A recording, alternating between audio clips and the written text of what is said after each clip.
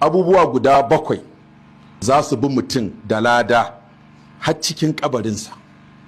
Nsa mafi yawa lada yakan karewa mutum ne a ranar da ya mutu, amma sai aka ce waɗannan abubuwan guda 7 kamar da wani hadisi ya kawo 3: iza matal insanu in qata amaluhu illa min 3: sadaqatin jariyatin aw ilmin yuntafa'u bihi ba'da aw waladin salihin yad'u lahu. To shi wannan hadisi da ya zo da 3, wannan shi kuma sai ya zo da 7 kamar fassarar wancan hadisin ne.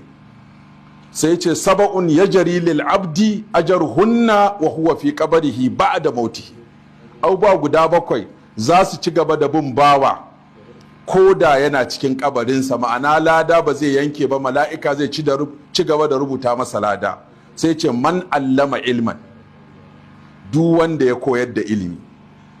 Wancan ya ce ilimin yuntafa'u bihi, duk ilimin da za a amfana, ko na boko ne, ko na addini ne, ko na sana'a ne, ko na gyaran hali ne, ko na gyaran tarbiyya ne, duk abin da za a amfana da shi ya ce yuntafa'u bihi duniyan wa akhira. Duk abin da za a amfana da shi a duniya da lahira mai amfani, ilimi mai amfani, to za a ba mutum lada idan ya koyar da wannan ilimin ko ya tsaya ya ga an kafa wannan ilimin. Muna iya ɗaukan waɗannan tashoshi na Sunna TV da sauransu, da sauran gidan talabishin da ya buɗe, wato gwammai, duk amfaninsu shine yada ilimi.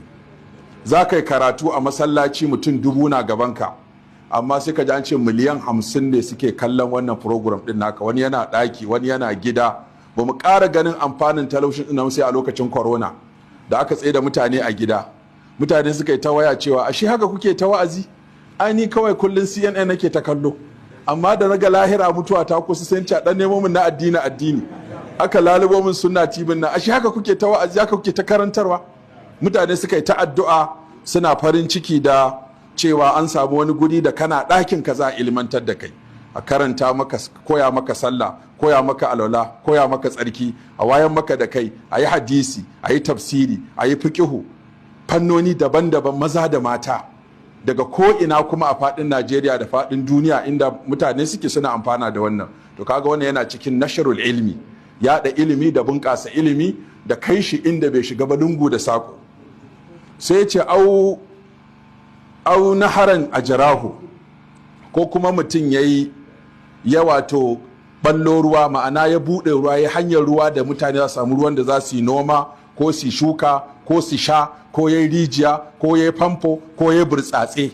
Jama'a na sha, dabbobi na sha, gari na sha. Wannan abin na ruwan da ya zai ci gaba da bin sa har bayan kabarinsa. Augarasa nakhalan, ko kuma ya je ya dasa bishiya kamar dabino da makamantansu, mai 'ya'ya ko mai inuwa, ko wacce za ta tsare hamada, ko wacce za ta tsare wato abin nan canjin yanayi.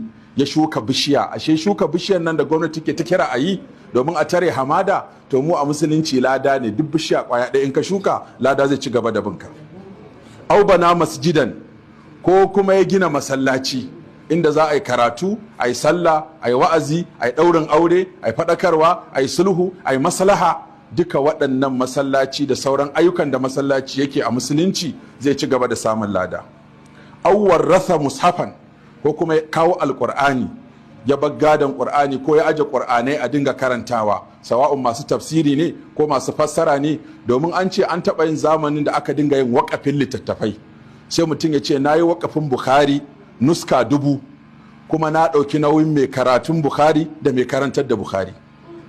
Saboda haka sai kaga kafin shekara 5 duk mutane sun iya Bukhari.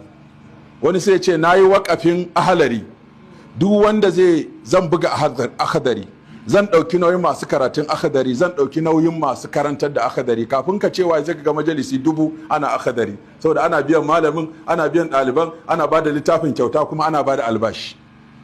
Alwaƙaful ilmi kenan. Da wannan shi ma yana cikin abin da zaka samu lada. Kai waƙafin makarantar ƙur'ani ko makarantar hadisi ko fikihu ko ta tarbiyya ko ta gyaran hali. Duk wani abu da mutum zai yi wanda ɗan adam zai gyaru ya amfana, yana cin abin da zai sa a bashi lada. Sai ce autara ka waladan yastaghfiru lahu ba'da mauti, ko Allah ya azurta ka da ɗa mai kirki wanda zai dinga maka addu'a bayan ka rasu.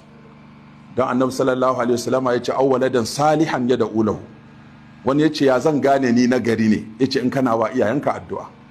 In dai kana wa iyayenka addu'a, kana musu aiki na gari, kana musu fata na gari, to Allah ya saka cikin mutane na gari.